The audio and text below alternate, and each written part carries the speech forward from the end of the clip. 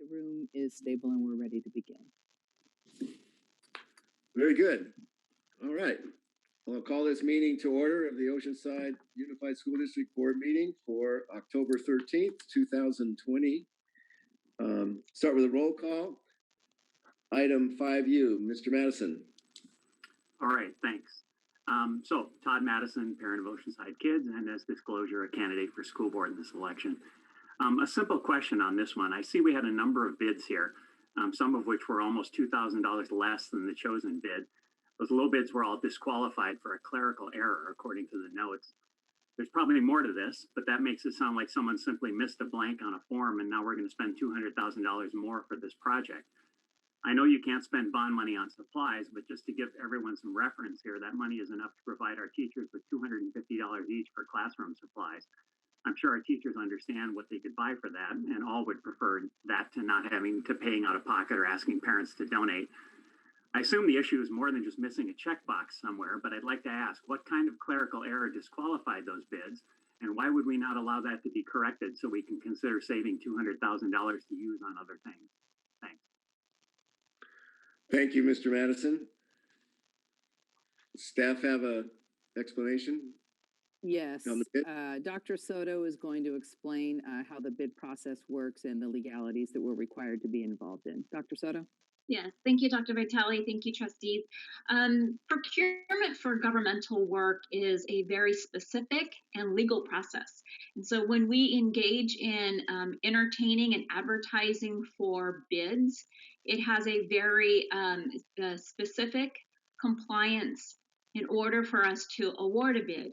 And it typically, if a bid is considered unresponsive, it indicates that a required element was not submitted. And the required element is typically considered clerical in the term. However, we are not allowed to consider non-responsive bids. If we were to consider allowing a vendor to correct the error, resubmit, we would be guilty or liable then for any and all future repercussions from the other vendors that were responsive. And so when we engage in the process, we advertise for the scope, and then we are very specific about the criteria for award. And we are very methodical and have multiple raters that grade and acknowledge the responsive contracts before we bring them to the board for award and for consideration. So it is a very strong governmental process that is something that we adhere to, and we take our bidding process very serious, and we acknowledge that if a vendor is non-responsive, that they are given the opportunity to understand why, to correct it in the future. I would also chime in there and assume that on some of these errors that are submitted, that they in fact are potentially errors of magnitude in terms of dollars on the bids, and that therefore their non-responsiveness could very well be something that could lead to the bid being higher than even $200,000 off in the bids that were submitted. Is that the case that you find it on occasion?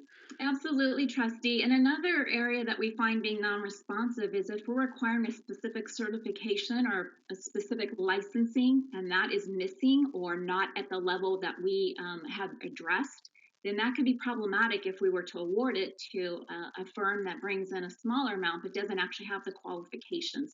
So it could come back to be a liability for us if we did not adhere to the stated requirements that was posted. Great, thank you. Wait for them to get connected in.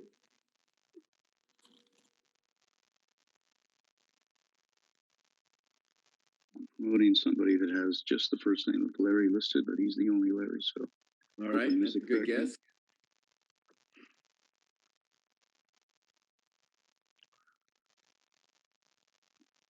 Larry, if you're Larry Berry, you're free to address the board.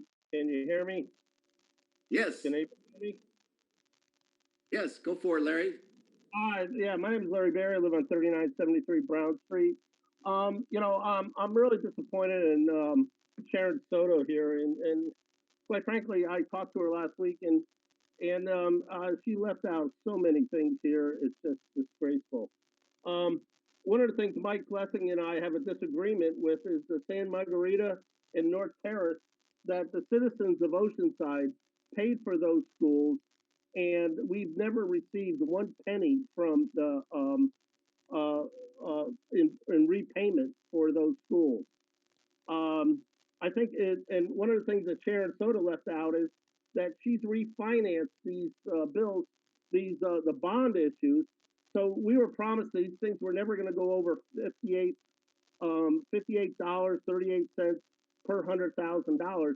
It's now over $100 per $100,000, and it goes out to and we refinance these things, or defibulize them, whatever they call it, and stuff.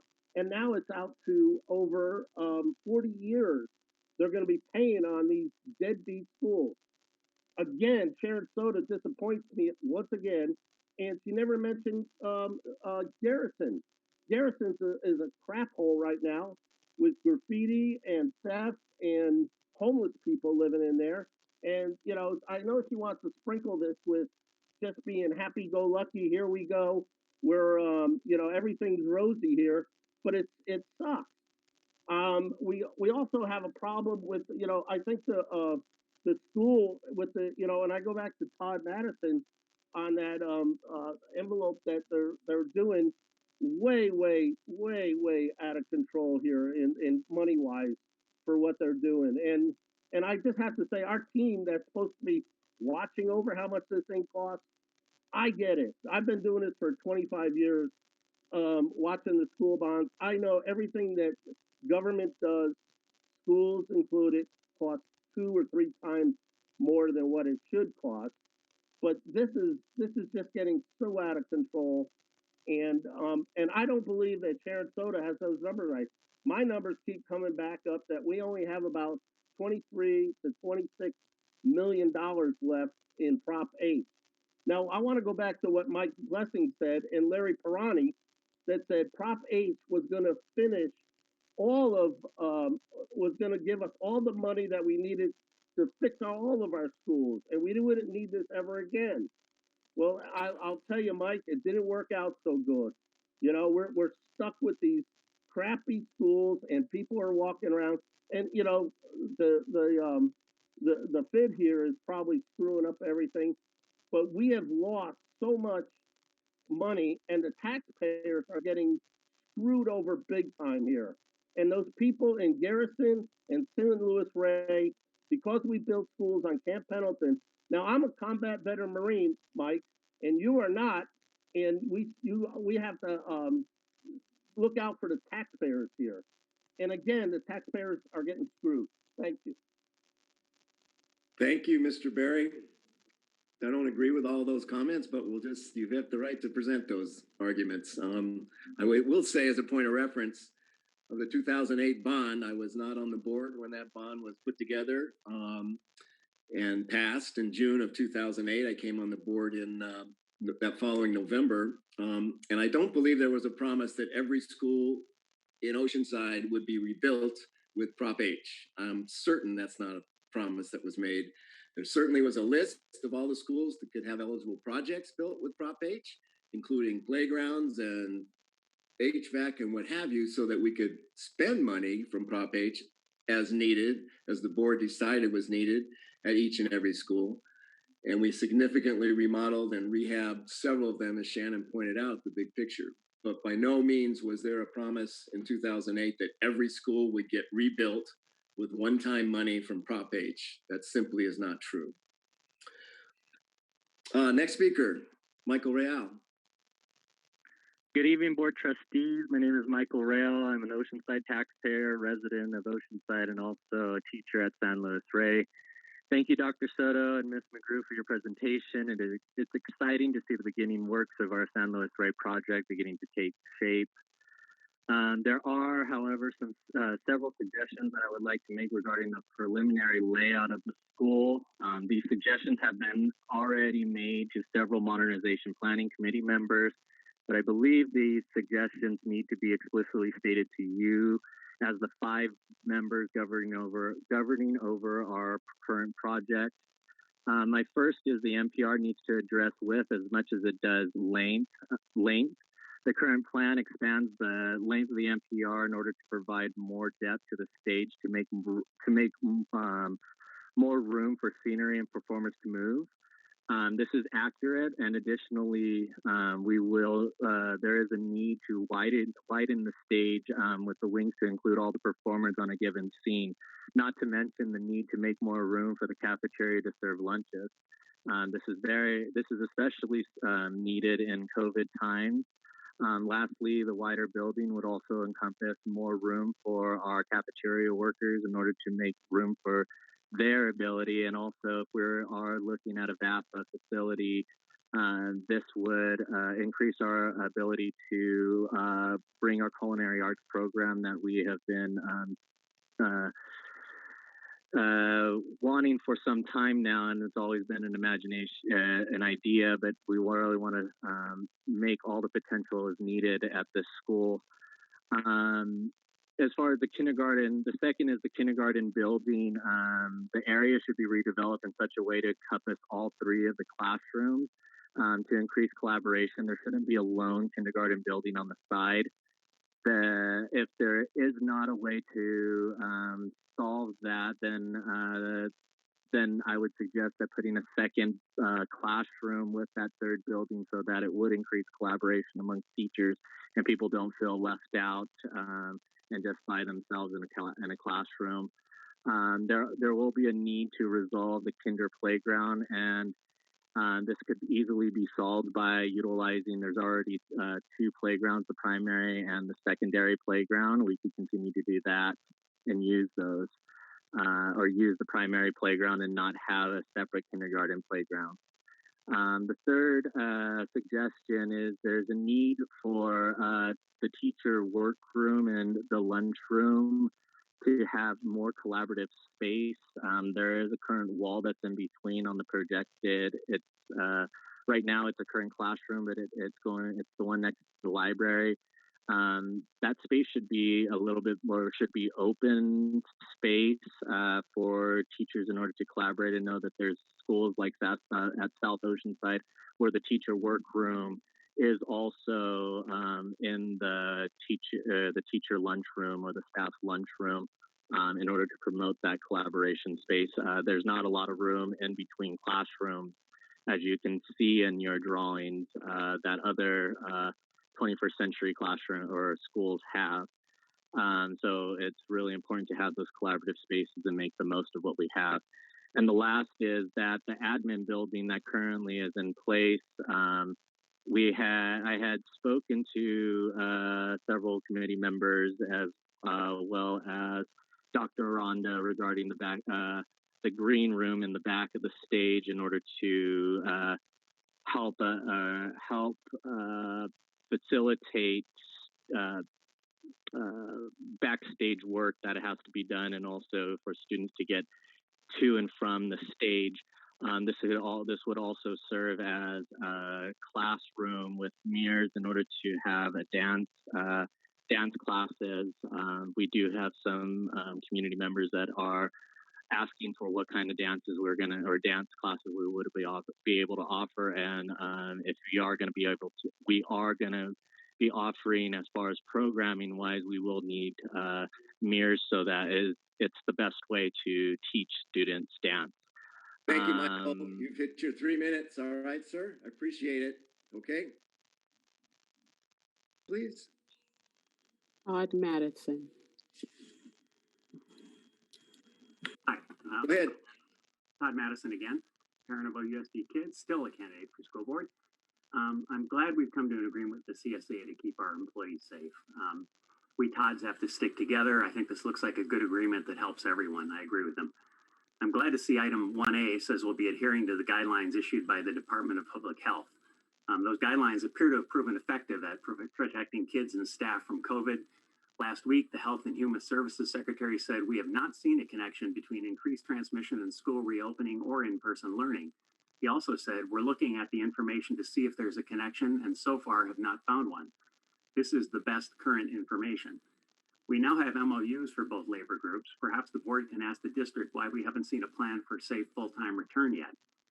I also like item 3, screening. This also follows CDPH guidelines. It's very similar to the outline of screening procedures published by Del Mar Union, a district that has now been back to school full-time for over 4 weeks. The precautions being taken by Del Mar have been so successful, they've had 0 cases among staff, and today show 1 active case among students. I commend the CSEA and district for including such provisions in the document. With those precautions, the Del Mar schools case rate is about 18 times lower than the case rate in the zip codes surrounding their schools. It seems the best way to protect Del Mar Union staff and kids is to put them in school, where the protection measures are more stringent than the precautions outside schools. Since Del Mar elementaries are exactly the same size as Oceanside elementaries, perhaps we should do the same for our staff and kids to protect them from COVID the same way they're doing it in Del Mar. Lastly, I appreciate the accommodation provisions of item 6A. Speaking as a cancer survivor myself, I understand the picture is different for high-risk individuals, and I like seeing OUSD accommodate that. That's exactly what the parent group advocating for a plan for safe return has been suggesting since June for all OUSD staff. While I've been knocking on doors, I've spoken to a number of CSEA members. All express the same sentiments we hear from our teachers as well. They want their kids to be back in school. They want to be back in school with them. Last week, CBS 8 held a panel discussion, including experts from Rady's Children's, the county school superintendent, the San Diego district attorney, and others. Rady said, well, we're worried. It's not a big enough worry to keep kids from going to school. And the county superintendent said, there has not been a spread inside a school, an outbreak in a school, or community transmission in a school. Anyone can watch that discussion online if you want to see what the best current information is. Now that we have the proper MOUs in place for both groups, perhaps it's time for the district to present a plan for full-time return to our board for examination and discussion. Thanks. Thank you, Mr. Madison. We need a motion on this to approve the ratification of the MOU. Do I have a motion from anybody? I'll make a motion. I'll second the motion. But Thank I you, do sir. have a comment Yes, regarding Eleanor. what I just heard. I think, you're comparing apples and avocados. All right. Del Mar has the average income in Del Mar is $190,000 versus Oceanside, which the average income is $60,000 or a little bit less than that. You have a situation where you have the educational awareness level of parents is a little bit more sophisticated than what we have in Oceanside. And I'll just be frank and honest about it. I've taught in Del Mar, so I know. The fact that I just read 2 weeks ago, I think San Diego Union Tribune, where they said countywide there are 300 students, scholars that have COVID, have been tested positive for COVID. So I'm really concerned that the information that's being presented at the board meetings are not as consistent and perhaps the word honest as they could be. We're not here to campaign. We're here to seek information and to share information. That's the purpose of the board. Thank you. Thank you, Eleanor. Tiffany Ketchum, Todd Madison, Elaine Kiswick, and Catherine Seams. Great. Tiffany? Hi, board and guests. I'd like to briefly, sorry, I apologize. My name is Tiffany Ketchum. I'd like to briefly speak to the board about some unanswered concerns. I'd like to know what is going to happen to children that are on IEPs and others that can't go back to in-person learning at this time due to high medical reasons. They can't be forced into Surfside where their needs cannot be properly met, including for these, as it will reduce their progress and causes disruption to their case management teams and requires a change in placement, among other things, which is a huge concern for these students. I'm trying to figure out if they, meaning the board and the district, can actually force us out of our home school, or if the school should accommodate through the IEP so that their class and teams stay intact for multiple reasons. It's making me sad that this hasn't been answered publicly for the kids and families with these concerns, which, although are not a huge portion of families in OUSD, those families are not insignificant either. We want to be back at our homeschool when safe, but what is able to be done until we can do so? All children deserve a free and appropriate education, even during times like this through this COVID crisis and risk.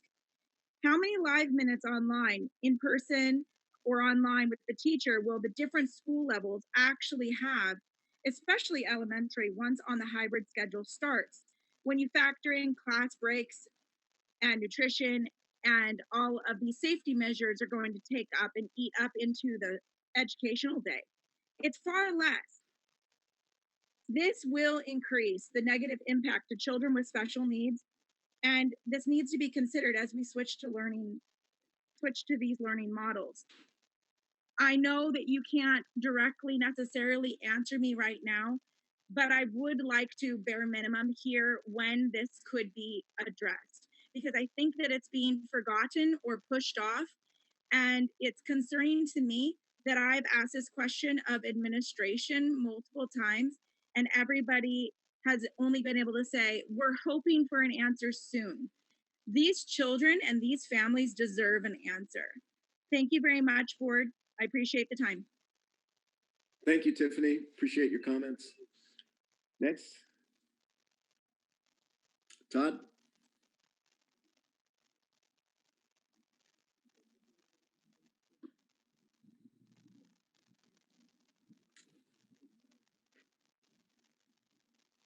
All right, thanks. Oh, you're on. Yeah, thank you very much.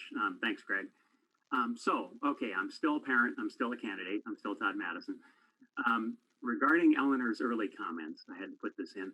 I don't believe COVID infections have anything to do with the income of the population. Del Mar is receiving the same COVID mitigation funding per student we are, and I suggest she simply look at Del Mar's own COVID dashboard if she wants numbers. To suggest that I, of all people, make up numbers as a part of a campaign is ridiculous. I find it offensive.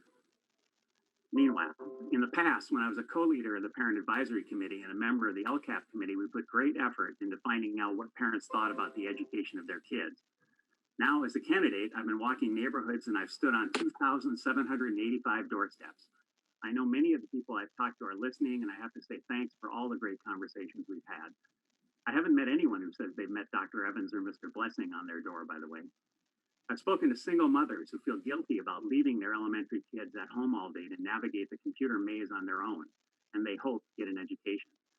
I've spoken to Hispanic families who don't speak enough English to help their little kids in their online classes, and as Eric mentioned, have to depend on secondary school siblings to help out, sacrificing their own school time.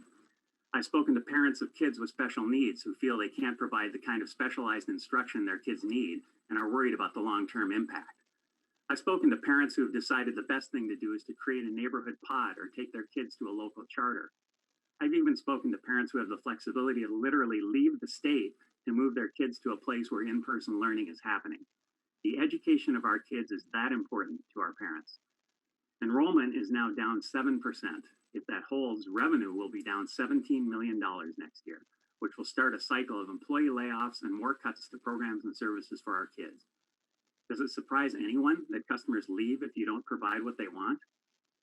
Maybe we need to do something different here. Maybe we need to elect board members who understand that the customer comes first and understand you can't continually make decisions that benefit the employees over and above the customers without there being an impact. Maybe we need board members willing to stand up for what our parents want for the education of their kids. I would urge anyone listening to this to help in that effort by voting for me, Todd Madison, in this election. If you have your ballot, mark it tonight. If you'd like to do your part to make parent voices heard, spread the word to your friends and neighbors. You can go to my website, toddforkids.com, todd4kids.com, sign up for the email list and volunteer there. Let's put kids first in Oceanside education. Vote Todd Madison for school board. Thank you very much. Thank you, Mr. Madison. Next up, Elaine.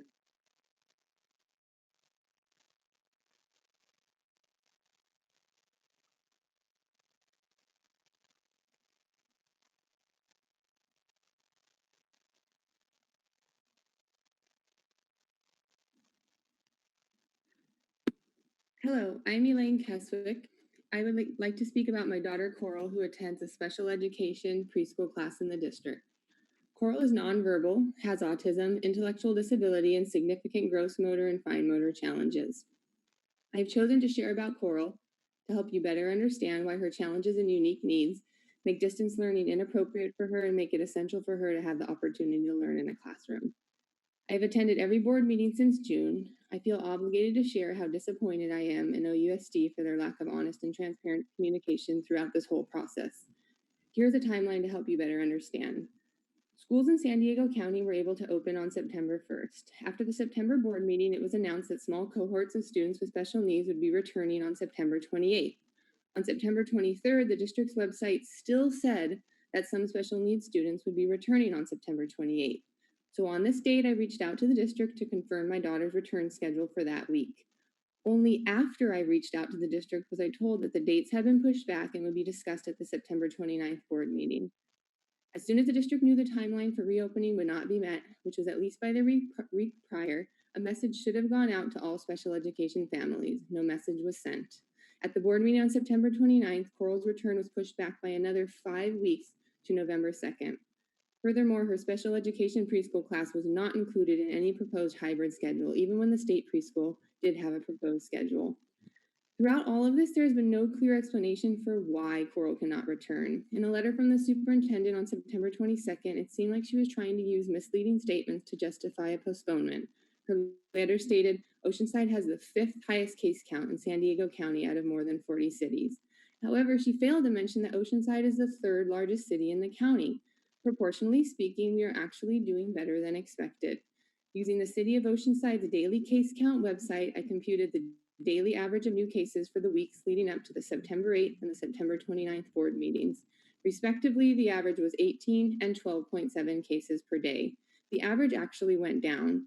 If daily average is lower, what reason is there to postpone a return in small cohorts for our most impacted students, including Coral? Since September 1st, San Diego County, including the city of Oceanside, had the green light to provide Coral with at least some in-class time to educate her in an appropriate way, which she is guaranteed to by law. However, it is 43 days later and OUSD has failed to provide her with that. This is a major compliance problem for OUSD. Compounding this delayed return for Coral is the lack of proactive communication for the district. It only adds to the frustration and anxiety so many parents feel right now. I sincerely hope that the district becomes more honest and transparent in their communication moving forward. I also hope the district and the board acts with urgency in bringing back the most impacted students, including Coral. Thank you for your time. Thank you, Elaine. Last speaker, Catherine. Hi. Hi. My name is Catherine. I'm just, I don't talk very well, so forgive me if I get mumbled, but I have a few questions. What are the plans for increasing number of kids who are failing, even with tutoring, with the stresses and anxiety that this brings, and the teachers being strict and not being understanding of how this is going. Kids don't always learn the best in front of a screen, so an increasing number of kids are failing. And so, what is your guys's thoughts and discussions on that? And what are we going to do to help them, because we're going to have way less kids passing with what's going on. And then why are we only doing 2 days a week? Why not 5 days a week? I don't understand what 2 days a week difference is versus 5 days. If anything, we can do like different times when half the kids go back and half of them, you know, in the morning, or maybe half of them in the evening, or in the afternoon, especially when there's going to be shorter days anyways. And then I'm sure there's a ton of parents who don't want their kids to go back, so there's not going to be an increased full capacity in the school in the first place. And then also with the masks, I understand needing the mask, but like in a restaurant, you go, you wear your mask, and then when you sit down, you take them off. Being around a bunch of people, what is your discussions about the kids in class while they're sitting 6 feet apart? If they're already 6 feet apart, they don't need masks. So maybe when they're sitting down doing their classwork, they can have their masks off versus having them on for such a long period of time. And also,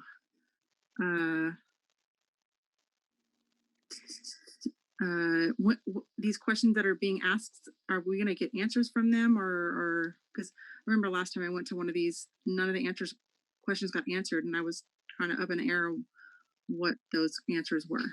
Thanks. Thank you, Catherine. Appreciate your public comments. Those items were not on the agenda, so we cannot address those or respond to those, but I urge you to stay in contact with your teacher, your principal at your school, with your child, and hang in there with us.